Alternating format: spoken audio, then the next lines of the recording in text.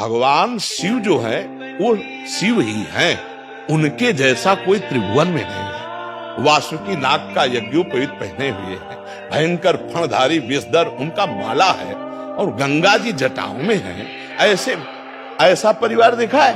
देखो, शिव जी का वाहन नंदी और भगवती का वाहन बबर शेर, 1 मिनट में नंदी को खा जाए, लेकिन दोनों चैन से रहते हैं, नहीं रहते। अच्छा, अब और आगे बढ़ो, कार्तिकेय जी का वाहन मयूर है ना, भगवान शंकर के गले में सांप, मोर सांप का बहुत बड़ा आहार करता है। सांप का आहार, गणेश जी का वाहन चूहा है ना, कहीं झगड़ा देखा?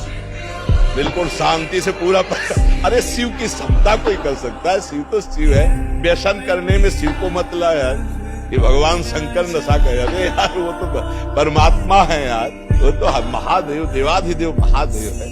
नहीं, ऐसा नहीं। शिव जी ने तो हलाल जहर पिया, भले 1 बूंद पी के दिखाओ। ये सब कोई जानता है कि नहीं? समुद्र मंथन में जो पहला हलाहल विष निकला भगवान शिव ने पिया। आप करो, शिव जी कोबरा को गले में डाले तो एक बार कटवा दिखाओ। शिव जी ने गंगा जी धारण किया, 1 बाल्टी पानी धारण करो। शिव जी ने गंगा जी धारण किया, 1 बार। शिव जी कभी भांग नहीं खाते। मंत्रों के द्वारा विजया शब्द से उनका अभिषेक किया जाता है, अभिषेक किया जाता है। शिव जी के ऊपर जहर का फल चढ़ता है, धतूरा का।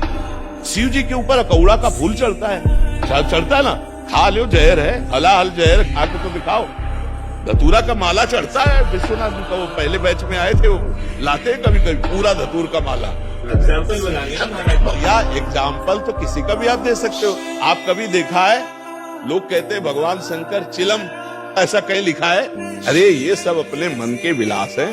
वो जगत की रक्षा के लिए हलाहल विष पिया, समझ रहे ना? तो जो हम सोने के समय रट रहे थे, वही जगने के समय चेतना जागृत होते ही निकल पड़ा।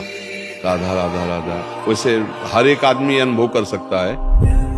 ऐसे ही हमने मूर्छा के समय भी देखा, जब हमारे डायलिसिस के लिए ऑपरेशन हुआ, ये उदर वाला, फिर छाती का यहाँ ऑपरेशन, फिर हाथ का, तो यहाँ वाले में हमें बेहोश किया गया। तो हमें जब बेहोश करने को था तो हमने उनसे कहा था कि आप बेहोश करने के कुछ मिनट पहले हमें सूचित कर दीजिए कि मैं आपको बेहोश कर रहा हूँ। तो उन्होंने बताया कि बाबा अब हम इंजेक्शन लगाने वाले हैं। तो हम, जो हमारा चिंतन था, मानो मृत्यु का समय, हम ऐसे गाढ़ चिंतन किया।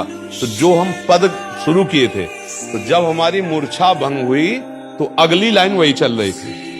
शयन के समय, मूर्छा के समय, तो वही आप मूर्छा जैसा समझ लीजिए इसको। तो जिस समय आप राधा राधा चेतना में बोलकर आपकी चेतना शक्ति, स्मृति शक्ति लुप्त हुई, फिर जब जागृत हुई तो फिर राधा राधा आप बोल रहे हैं कि मुझे ग्लानि होती, तो वो पूरा समय आपका भजन ही माना जाएगा। अगर उस स्थिति में प्राण चले जाते हैं तो आपको भगवत प्राप्ति होगी। क्योंकि मूर्छा के पहले आपने राधा बोला था। मूर्छावस्था में आप असमर्थ हैं, ना सत बोल सकते ना असत, ना सत्क्रिया ना असत क्रिया। तो अब आपका राधा ही माना जाएगा वो प्रारंभ का, और उसी से भगवत प्राप्ति हो जाती है। जैसे कोई सुबह बोला राधा और बेहोश हो गया, अस्पताल में भर्ती हो गया, और उसे होश ही नहीं आया, समाप्त हो गया शाम तक, उसे भगवत प्राप्ति हो गई। क्योंकि अंतिम उसकी चेतना में पहली बार राधा जो निकला फिर मूर्छित हो गया, तो उसका वही माना जाएगा अंतिम समय स्मरण, और उसी से भगवत प्राप्ति हो जाएगी।